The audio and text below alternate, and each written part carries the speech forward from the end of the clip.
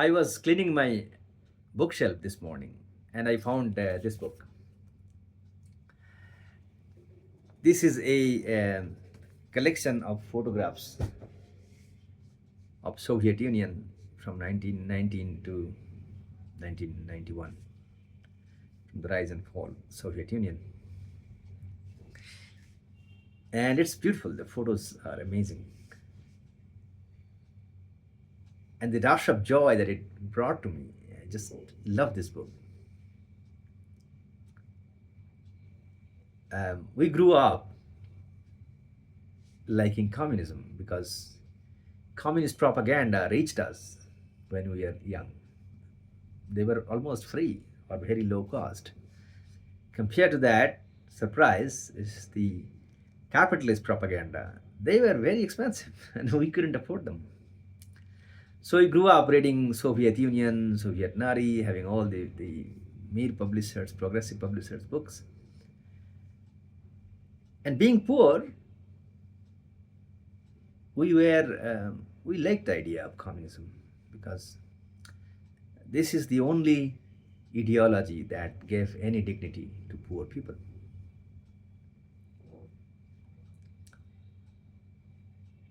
Recently, I am seeing a revival of the thinking about communism. I see a lot of reels on Instagram and YouTube. Particularly young people are talking about it, about how this is may not be such a bad system, which is great. And many of them are really logical, actually, the way they argue. And there is a set of counter argument reels about why Soviet Union failed and why communism is inherently a bad system. I won't discuss about that in this video. See, almost all of them have the same discourse about how communism failed, how while communism provided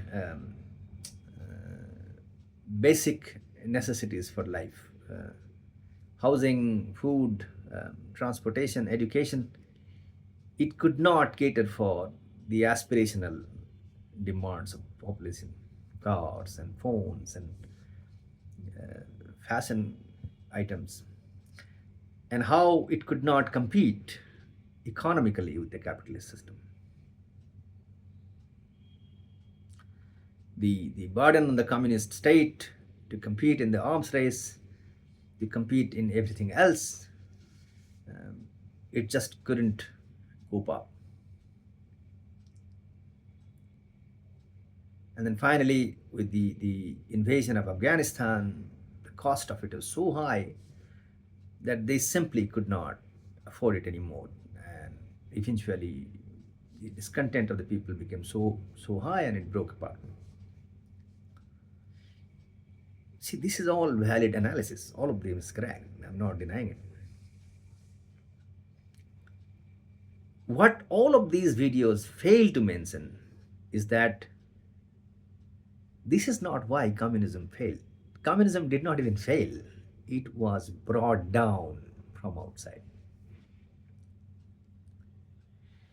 There was a systematic campaign to strangulate communism and to destroy the Soviet Union for 70 years, and it succeeded.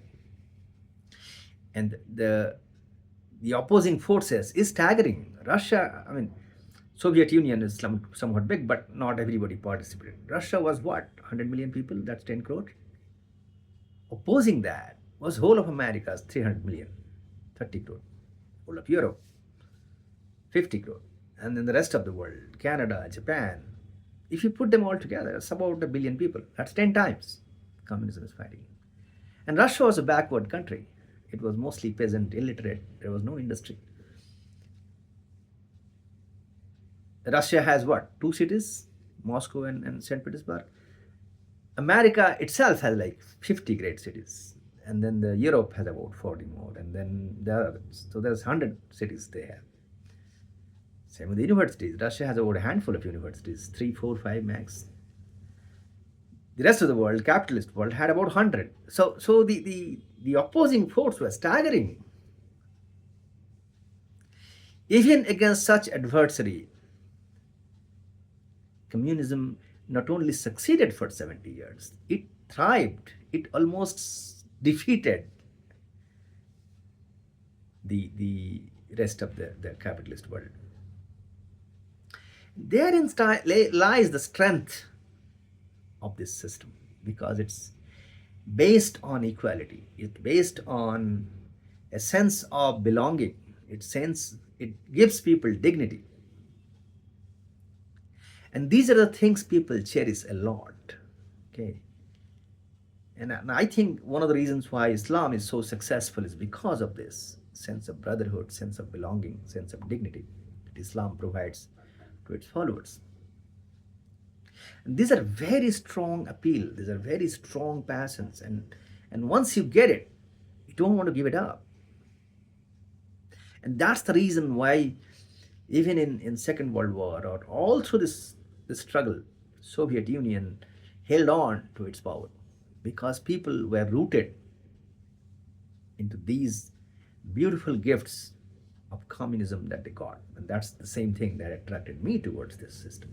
And there are problems with communism. I'm not denying that. I myself have reservations about how it is implemented, how it takes away sometimes necessarily people's freedom, ability to speak freely. Same Jawaharlal Nehru had similar reservations, and he spoke about that eloquently in his autobiography. So we have reservations, but that does not make the systems inherently bad. And if you analyze it, you realize that it's not. There is a lot of scientific truth to this system. And I'll just say keep few more things and then I'll stop. And the reason it is so, the only other system that is scared of this scientific way of thinking is the over religious, the right side of it, right wingers. And that's true everywhere in America, Christianity, and all this evangelical Christian and all this Trump's MAGA movement. Same in India with BJP, RSS.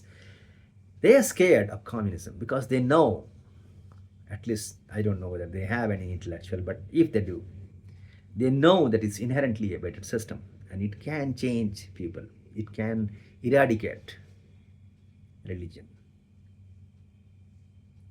And that's why they are so scared of communism and they are so afraid of it. That's why they attack it so vehemently. But an idea which is true, an idea which is fundamentally good, an idea has such an appeal,